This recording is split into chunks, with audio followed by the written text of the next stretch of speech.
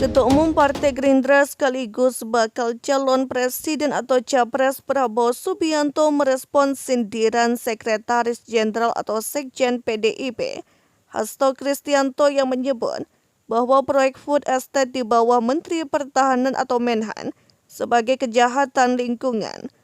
Oh, yang benar, kata Prabowo singkat menjawab pertanyaan wartawan usai acara di Hotel Bidakara, Jakarta Selatan pada Selasa 15 Agustus 2023.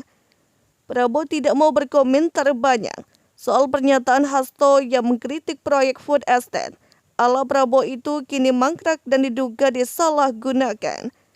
Sebelumnya Hasto menuding proyek food estate kini hanya berimbas pada penebangan hutan yang tak menghasilkan apapun.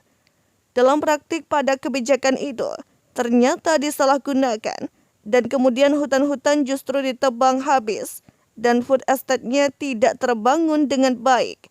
Itu merupakan bagian dari suatu kejahatan terhadap lingkungan, kata Hasto di Bogor pada Selasa 15 Agustus 2023. Pernyataan itu disampaikan Hasto sekaligus merespon soal dugaan aliran dana hasil kejahatan lingkungan ke partai politik. Dia meminta Pusat Pelaporan dan Analisis Transaksi Keuangan atau PPATK untuk menelusuri kasus tersebut itu.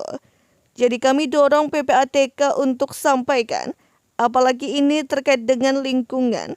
Bu Mega sangat menaruh perhatian, kata dia. Proyek food estate digagas Presiden Jokowi sejak awal periode kedua kepemimpinannya.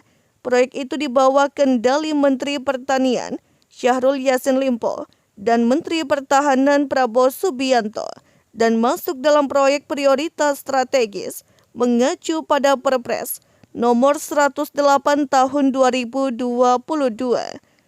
Namun sejumlah pihak melayangkan kritik terhadap proyek itu karena dianggap gagal. Greenpeace misalnya menilai proyek tersebut terlalu berorientasi pada penyeragaman pangan terhadap masyarakat. Imbasnya masyarakat di beberapa wilayah yang masuk dalam proyek tersebut tak mendapatkan manfaat.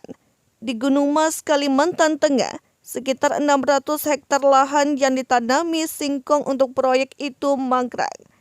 Skema seperti food estate ini telah dilakukan oleh masa pemerintahan sebelumnya dan gagal, namun tetap ditiru. Alhasil dampak yang diberikan hanya membuat kerusakan dan dampak buruk semakin parah, kata juru kampanye hutan Greenpeace, Ari Rompas. Prabowo singgung kekeringan hingga mobil nasional saat menghadiri acara di Hotel Bidakara.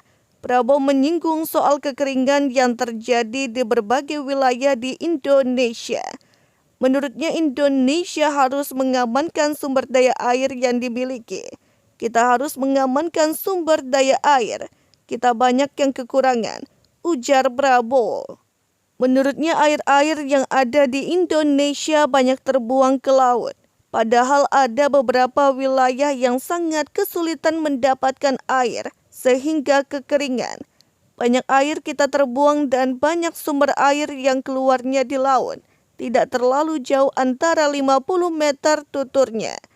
Prabowo mengaku sudah membuat rencana agar permasalahan air bisa diselesaikan. Menurutnya sumber air tersebut harus dicari bersama dengan pihak-pihak yang mengenal wilayah. Kita tinggal mencari titik-titik air itu bersama kepala-kepala desa, ketua RT di mana air bersih itu keluar kita pompa, insya Allah kita tidak akan kesulitan air, kata dia. Dengan adanya air, Prabowo meyakini kemiskinan di Indonesia bisa hilang. Ia juga yakin hal tersebut bisa dilakukan jika dikerjakan bersama-sama. Selain itu, Prabowo juga menyinggung soal Indonesia yang tak memiliki merek mobil sendiri, meskipun memiliki sumber daya yang cukup mumpuni. Ia terheran-heran dengan nihilnya merek mobil asli tanah air. Pasalnya Indonesia menjadi pasar atau konsumen mobil-mobil dari luar negeri. Menurut teori bisnis, kata Prabowo, hal itu tak dimungkinkan karena harga produksi mobil berkisar 60.000 dolar Amerika Serikat per satu unit karena tak memiliki industri mesin. Akan tetapi menurutnya hal tersebut menjadi keputusan Indonesia untuk bisa membuat mobil sendiri alias mandiri dari industri mesin. Prabowo justru menyarankan agar Indonesia bisa memproduksi mobil sendiri meskipun biayanya lebih mahal. Namun ia menilai hal tersebut lebih baik daripada sekedar membeli.